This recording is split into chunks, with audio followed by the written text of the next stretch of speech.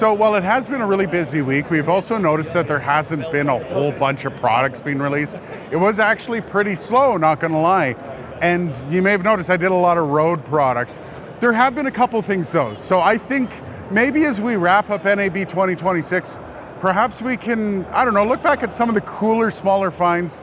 I do have to say, bit of a warning, there is some more Rode in this. So just so you know, let's go check some of that out.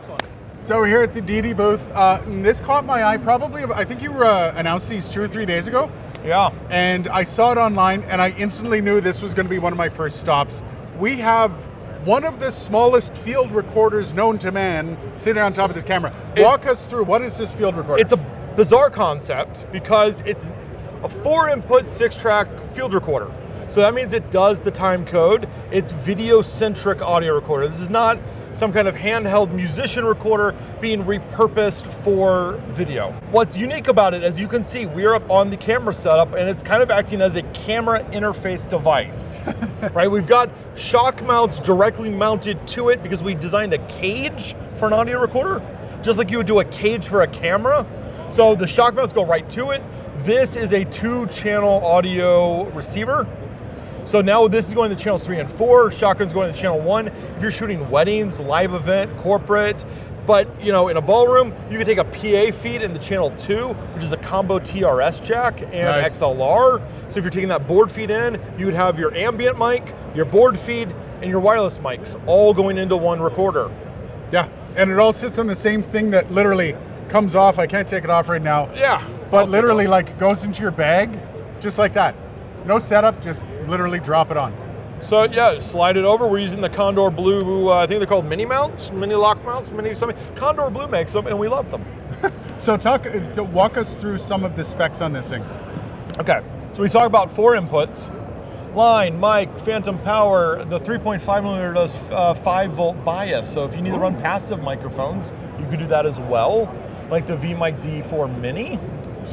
Name drop. Yeah, name drop, right? Drop. You also, here's where it gets crazy. If you're a pro out there in the musician side of the world, and you want a backup recorder for some of your big mixing consoles in live shows, this has AES-3N. Oh, wow. This has 4 channels of AES-3. Wow. Okay, yeah. Cool. So taking a backup of some of your sub mixes out of your big boards, because I know that's what you guys talk about. You know, on your Those are some of the words you guys use. Well, no, because sometimes you do the filmmaking side, and you humble us over here in the film. But music, home recording, all that kind of stuff. Your audience does some big shows. I know. Yep. So there's like this weird world where like it does this, but then we added a bunch of features so it could do more. That's cool. So we have it set up here. We also have it set up here in a little audio bag with 4 channels of wireless and an IFB, and that's the full audio bag.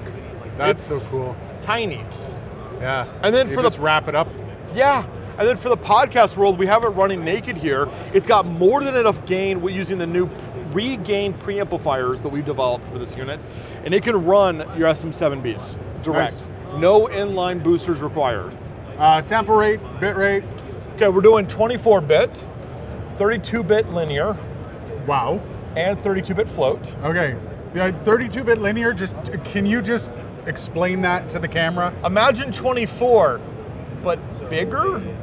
Like, you're not gonna need it, but it's there.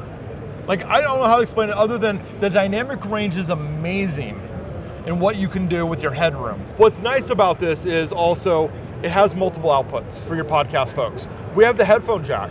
But we also have 2 more outputs that act as mic or line, or we can use them like auxiliary headphone jacks. So we could run a 2-person podcast, we could run a laptop in the channels 3 and 4 for video calls coming in, or music, or sound effects, or anything you want. Cool. And you could run a whole podcast off this, all portable. All right. When does this launch? Is it already out? Pre-orders are open now. Okay. If you go to select dealers, they will give you a free audio bag with your pre-order. Oh, cool. If, however, the audio bags are sold out, you can buy those for $79. How much is this running for with cage and everything? So $490 is the price of the recorder. Okay. Cage is $59. That's fair. So you're in for a little over $500. All right.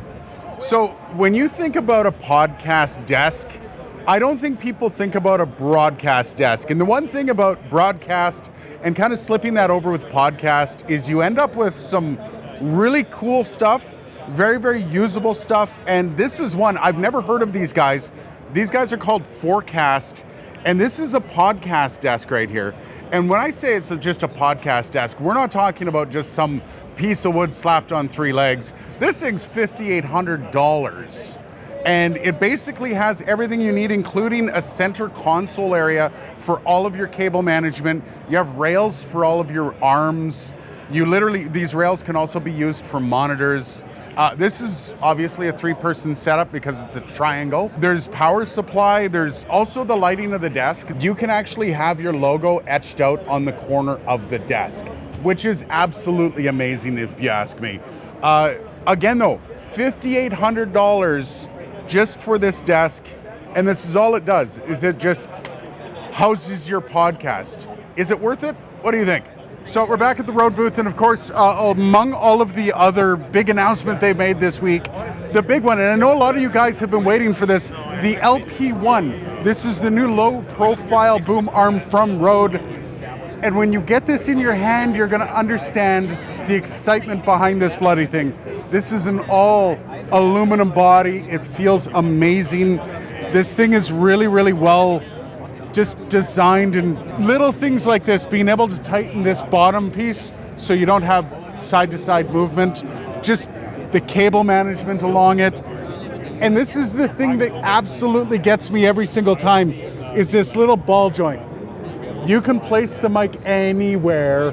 This is the one thing that was needed on every boom arm, and Rode has finally brought this. Now, you're going to see a couple other things here as well. We've got the Rode flag.